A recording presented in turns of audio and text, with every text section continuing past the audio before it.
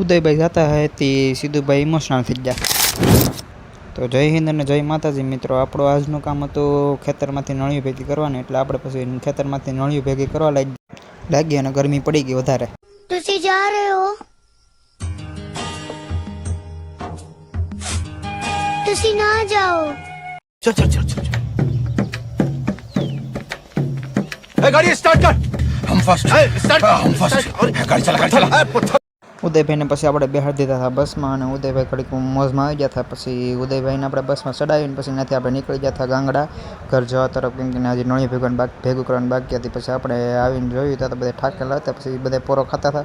આપણે ઘડીક પછી યારે ઘડીક બેસી ગયા, પછી બધા પાછું ઊભા થઈ અને બધા ભેગા થઈને કરવા માટે કાંઈ નળિયું હમી કરાવવા, અને પછી નળી બધી હમી ભેગી થઈ ગઈ હતી, એટલે પછી આપણે નાહી ધોઈને બેસી ગયા હતા। પવનનો વાર ખાવા, ગરમી આવી બહુ પડી હતી, પછી બેસી ગયા આપણે।